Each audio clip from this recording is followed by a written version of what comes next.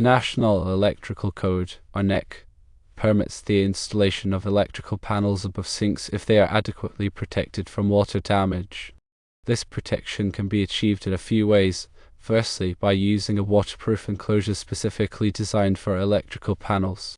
These enclosures are built to prevent water from entering and damaging the electrical components inside. Secondly, ensure the panel is mounted at a sufficient height above the sink. The specific height requirement isn't explicitly defined in the NEC, but the goal is to position the panel so that it's highly unlikely to be splashed or exposed to water during normal use of the sink. The NEC mandates ground fault circuit interrupter, or GFCI, protection for all receptacles located within 6 feet of a sink. This requirement extends to all outlets serving the kitchenette, irrespective of their proximity to the sink. GFCI protection can be implemented in one of two ways. Firstly, by using a GFCI double pole breaker to feed the entire subpanel. This approach provides GFCI protection for every circuit originating from the subpanel. Secondly, you can install individual GFCI receptacles at each outlet location. This method offers localized GFCI protection at each point of use. Using a subpanel to create multiple circuits for the kitchenette is acceptable under the NEC. The 10/3 non-metallic sheath cable can serve as the feeder to the subpanel. Then, the subpanel can distribute power to individual circuits using 12/2 wiring and appropriately sized circuit breakers. Since the kitchenette is part of a small room, the NEC doesn't automatically classify the entire room as a kitchen. Therefore, not all outlets in the room are required to have GFCI protection.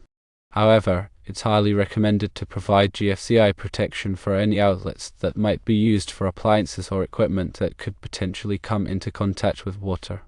This includes outlets near the sink, as well as any outlets that might be used for portable appliances like countertop mixers or blenders. To summarize the key points, firstly, you can install an electrical panel above the sink, provided it's properly waterproofed or protected from water exposure. Secondly, provide GFCI protection for all receptacles within 6 feet of the sink. This includes those in the kitchenette area. Thirdly, you can use a subpanel to create multiple circuits for the kitchenette, allowing for dedicated circuits for different appliances. Fourthly, while not strictly required, consider adding GFCI protection for other outlets in the room that might be used for appliances or equipment that could come into contact with water. Remember that local codes and interpretations can vary, so it's always a good idea to consult with a qualified electrician or your local building inspector to ensure compliance with all applicable regulations in your specific area. Here are some additional points to consider. Firstly, when selecting a location for the subpanel, prioritize a dry and easily accessible location. Avoid areas prone to moisture, such as directly under leaky pipes or near sources of steam. Secondly, ensure that the subpanel is properly grounded. Grounding is essential for electrical safety and helps to prevent electric shock. Thirdly, use appropriately sized wiring and circuit breakers for each circuit. The size of the wiring and circuit breakers should be based on the expected load of the appliances and equipment that will be connected to each circuit. Refer to the NEC for guidance on wire sizing and circuit breaker selection. Fourthly, label all circuits clearly. Proper labeling makes it easy to identify the purpose of each circuit, which can be helpful for troubleshooting and maintenance. Fifthly, install arc fault circuit interrupters, or size, on all branch circuits that supply 120 volts alternating current, or volts AC, single phase 15 amps and 20 amps outlets installed in dwelling units. A size are designed to protect against electrical fires caused by arc faults. Sixthly, consider using tamper-resistant receptacles, or TRRs, especially in areas where children may be present. TRR have a built-in safety mechanism that prevents foreign objects from being inserted into the receptacle slots. Seventhly, use only listed and labeled electrical equipment. Listed and labeled equipment has been tested and certified by a recognized testing laboratory, such as Underwriters Laboratories, or all, to meet safety standards. Eighthly, when running non-metallic sheath cable, protect it from physical damage. If the cable is exposed to physical damage, it should be run in conduit or otherwise protected. Ninthly, ensure that all electrical connections are tight and secure. Loose connections can cause overheating and electrical fires.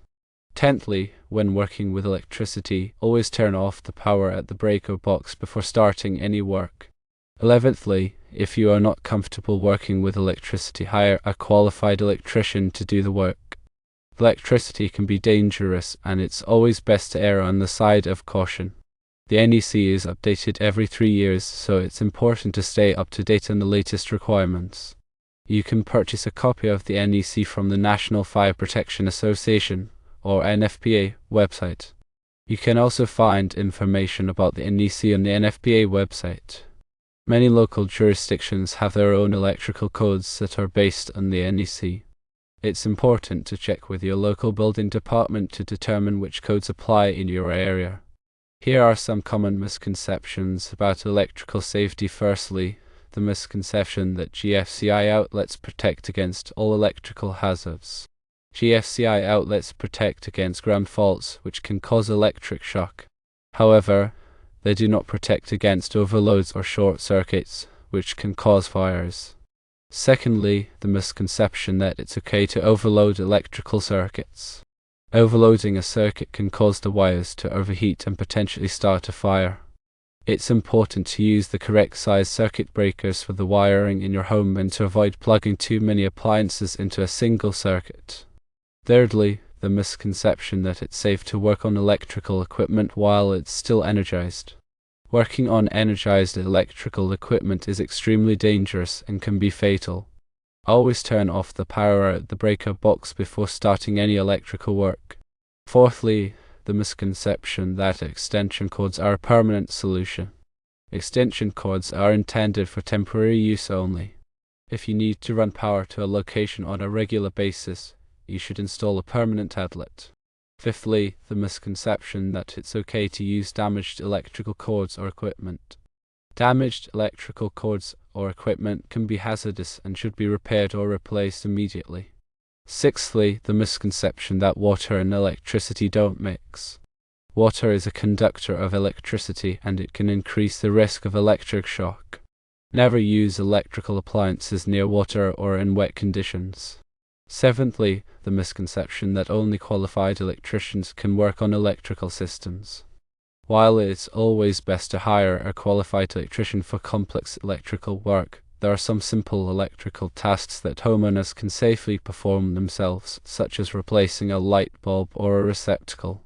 However, it's important to follow all safety precautions and to turn off the power before starting any work. Eighthly, the misconception that surge protectors protect against all power surges. Surge protectors can protect against small to medium-sized power surges. However, they may not be effective against large power surges caused by lightning strikes or other major events. Ninthly, the misconception that electrical fires can be extinguished with water. Water can conduct electricity and can actually make an electrical fire worse. Electrical fires should be extinguished with a fire extinguisher that is rated for electrical fires. Tenthly, the misconception that all electrical codes are the same. Electrical codes can vary from jurisdiction to jurisdiction. It's important to check with your local building department to determine which codes apply in your area. The NEC provides tables that specify the allowable ampacities of conductors.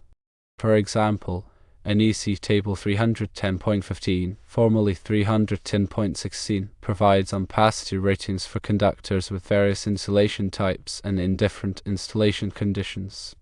These tables help ensure that conductors are not overloaded, which can lead to overheating and fire hazards. The NEC also addresses the sizing of overcurrent protection devices, such as circuit breakers and fuses. The overcurrent protection device should be sized to protect the conductor from overload. The NEC provides guidance on selecting the appropriate size overcurrent protection device based on the ampacity of the conductor. Grounding is a critical aspect of electrical safety. The NEC requires that all electrical systems be properly grounded. Grounding provides a path for fault current to flow back to the source, which helps to trip the overcurrent protection device and to energize the circuit. This helps to prevent electric shock. The NEC also addresses the installation of ground fault circuit interrupters, or GFCIs. GFCIs are designed to protect against ground faults, which can cause electric shock. The NEC requires GFCIs in certain locations such as bathrooms, kitchens, and outdoor areas, where there is a higher risk of exposure to water. The NEC also addresses the installation of arc fault circuit interrupters, or FSIs. FSIs are designed to protect against arc faults, which can cause electrical fires. The NEC requires FSIs in certain locations such as bedrooms, living rooms, and dining rooms, where there is a higher risk of arc faults. The NEC also provides guidance on the installation of electrical boxes.